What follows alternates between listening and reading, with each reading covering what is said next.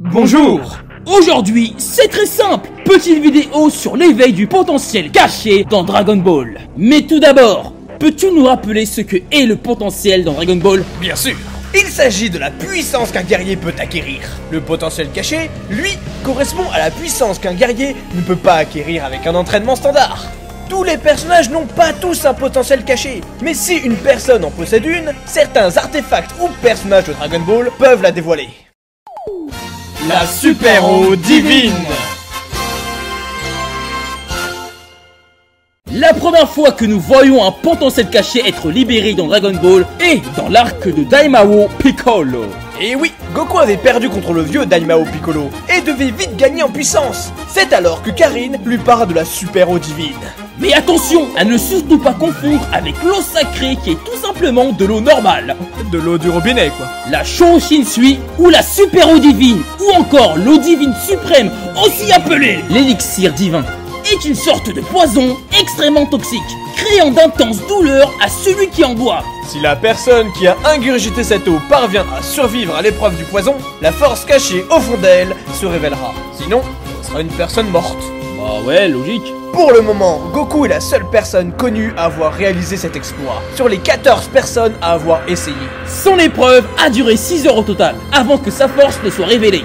Le grand maître Karin avait déjà goûté la super-eau divine, mais a été obligé de le recracher pour sa survie. Yajirobe, lui, a également goûté à l'eau, mais n'a visiblement pas trop apprécié. Karin a également indiqué à Goku de ne pas prendre plus d'un verre. Il doit donc y avoir un minimum pour libérer son pouvoir caché et un maximum à ne pas dépasser. La super-eau divine a été créée par le dieu de la terre. Elle est inefficace pour ceux qui ont déjà atteint leurs limites, grâce à l'entraînement par exemple. Ce qui veut dire qu'un entraînement et d'autres méthodes peuvent être utilisées pour atteindre le même résultat. La Shōshin-sui n'a été utilisée qu'une seule fois dans l'œuvre originale. Le résultat est sans appel. Une fois son potentiel libéré, Goku, qui s'est fait battre assez facilement par le vieux Piccolo, domine totalement le combat contre sa version jeune. Du moins avant que celui-ci se mette à tricher. Le grand doyen. La deuxième libération du potentiel caché que nous voyons est celle de Krillin.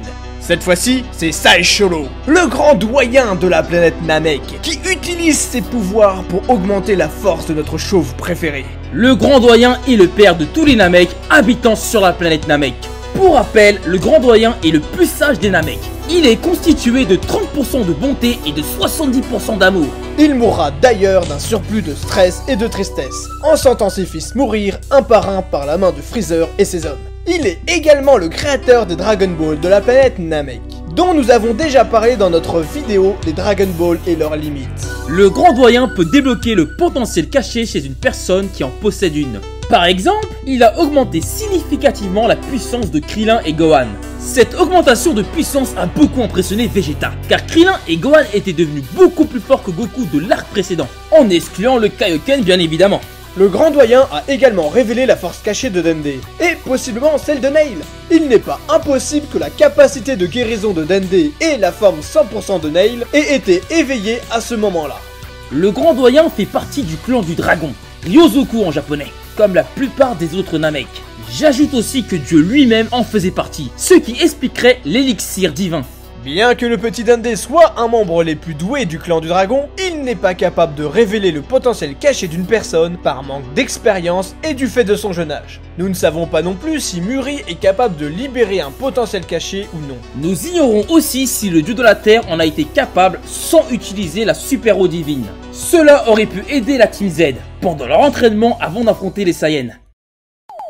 L'ancien Kaioshin.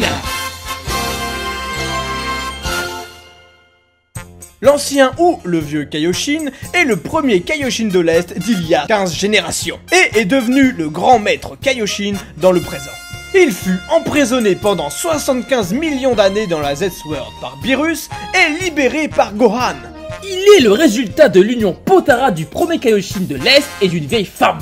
Sorcière, pardon. J'ai dit sorcière, hein. Cette union forcée lui a fait perdre sa jeunesse, mais en contrepartie, il acquiert de grandes connaissances en magie. Grâce à ses pouvoirs magiques, il est capable de faire de Gohan le numéro 1 de l'univers en seulement 25 heures. en allant chercher sa force cachée et l'amplifier au-delà de ses limites. Pour accéder à ce nouveau potentiel, Gohan doit simuler une transformation en Super Saiyajin. Cette libération est très impressionnante, car en plus de délivrer le potentiel caché, ce dernier est amplifié de façon drastique.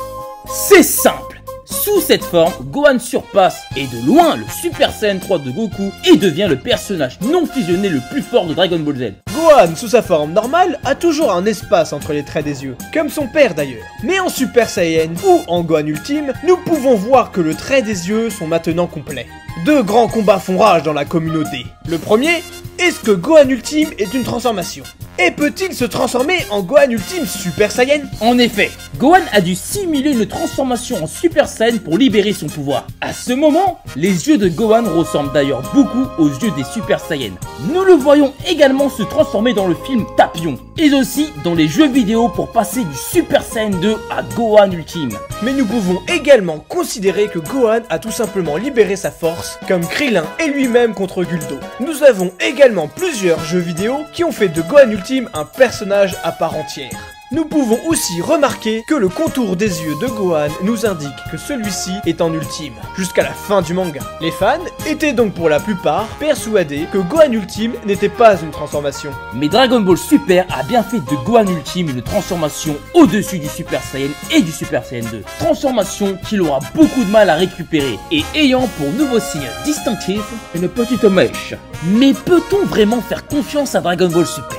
Je dois avouer que même maintenant, j'ai du mal à voir Gohan Ultime comme une transformation. Concernant Gohan Ultime Super Saiyan, cela semble impossible. Tout le potentiel de Gohan étant libéré, ses formes de Super Saiyan et Super Saiyan 2 ont bien évidemment été pris en compte.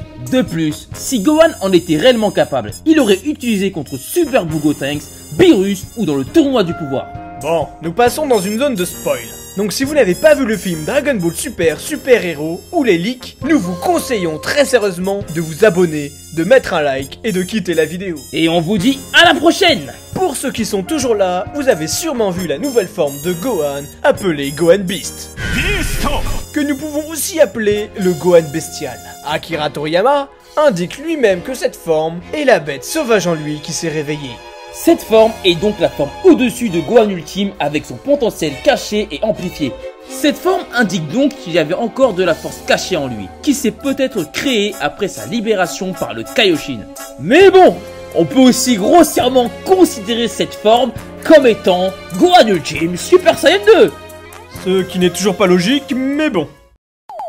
Shenron, le dragon qui réalise les vœux. Passons à l'autre surprise du film, l'éveil du potentiel de Piccolo par Shenron. Au début, Shenron n'est pas capable de libérer le potentiel de Piccolo, ce qui est bizarre car Tolombo semble pouvoir éveiller celui de Granola. Attention, on ne parle pas du vœu de Granola de devenir le plus fort de l'univers en contrepartie de sa durée de vie. Mais Torambo dit lui être capable d'éveiller son potentiel. Toujours dans le film, Dende a amélioré Shenron en lui versant un liquide inconnu. Mais cette eau peut être la super eau divine. Cette amélioration a rendu possible la libération du potentiel caché de Piccolo. Piccolo a donc maintenant une transformation libération du potentiel caché, mais qui correspond plus à la libération de la super eau divine ou à celle du grand doyen. Cependant, Shenron a ajouté un petit bonus à Piccolo, lui créant une nouvelle forme, appelée Orange Piccolo. Orange Piccolo peut être considéré comme la libération du potentiel caché et amplifié au-delà de ses limites. Ça serait donc l'équivalent de Gohan Ultime. Shenron peut donc faire la même chose que le grand Kaioshin, sans faire un rituel qui dure des heures. Mais n'ayant pas encore d'explication officielle, cela n'est pas confirmé, et ne le sera peut-être jamais. Conclusion. Y'a vraiment besoin de faire un titre pour ça? Je crois pas, non. Du coup, la conclusion. Nous pouvons classer les solutions pour libérer le potentiel caché de la façon suivante. La super eau divine est la méthode la plus dangereuse pour libérer son potentiel caché. Là où le grand doyen, lui, prend moins de temps et est sans danger. Aussi bien pour lui que pour son patient. Le vieux Kaioshin permet de libérer son potentiel caché et de l'amplifier au-delà de ses limites. Tout cela après un long rituel de 5 heures et une attente de 20 heures. Mais Shenron, lui, peut visiblement faire la même chose avec beaucoup moins de temps, si on exclut la recherche de Dragon Ball, bien sûr. Bon, la vidéo est maintenant terminée. On se répète souvent en fin de vidéo, mais bon, Si vous avez aimé la vidéo, si vous aimez Dragon Ball Z, si vous voulez nous donner un peu d'énergie, et si vous voulez libérer votre potentiel, au-delà de ses limites, et l'amplifier, abonnez-vous et mettez un pouce direction la planète Vegeta. sur ce, à la prochaine Pour de nouvelles vidéos.